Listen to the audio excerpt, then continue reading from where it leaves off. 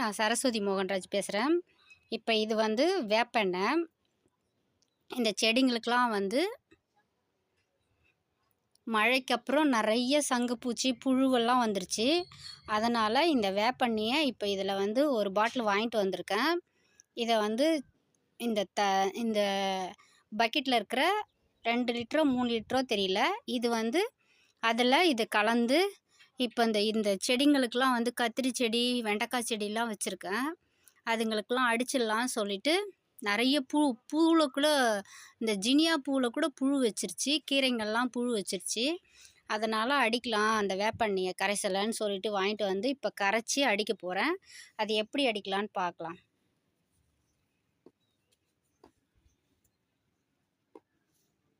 இப்போ இந்த பாட்டிலில் வந்து ஓட்டை போட்டுட்டேன். இதை கழட்ட முடியாததுனால இப்போ இந்த மூடியில் 2 மூடி ஊற்றிக்கிறேன்.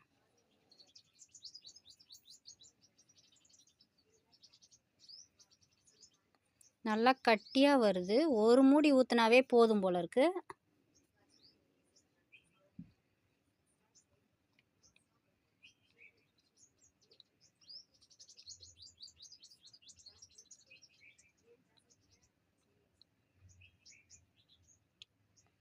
நான் இப்போ தான் முதல்ல இந்த வேப்பெண்ணெயை வாங்கிட்டு வந்து செடிங்களுக்கு தெளிக்க போகிறேன்.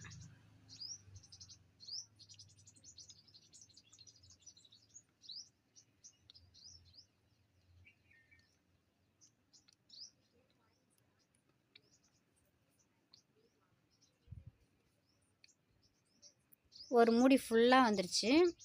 இப்போ இந்த தண்ணிக்கு இந்த ஒரு மூடியே போதுமான்னு பார்க்குறேன். இப்போ தான் ஃபஸ்ட்டு நான் இதை செய்யறதுனால இதை பற்றி தெரியல.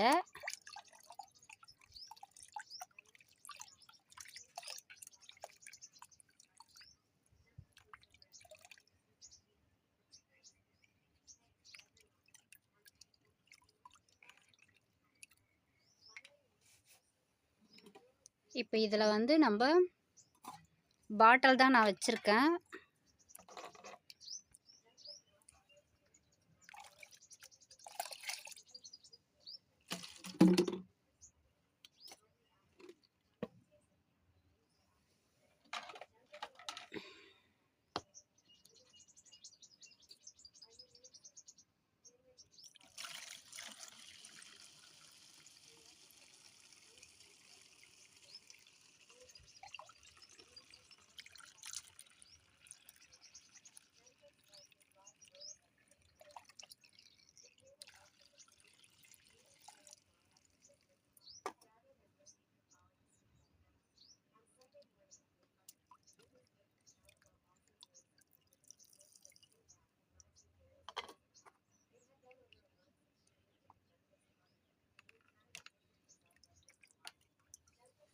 இப்போ வந்து இதில் ஸ்ப்ரே பண்ணிடலாம். வெண்டைக்காய் செடி, கத்திரிக்காய் செடிலாம் சங்குப்பூச்சிங்க தான் நிறைய இருக்குது.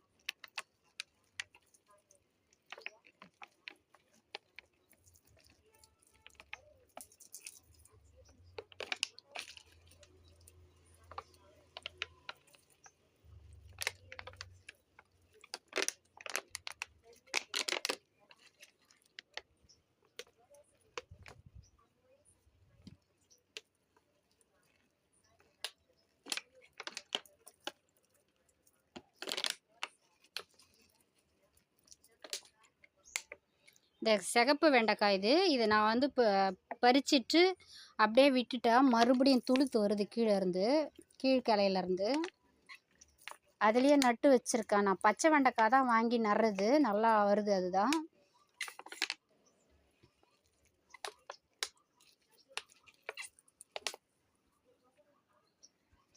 இது ஃபுல்லாக அடிச்சிருவோம் இந்த கார்டனுக்கு.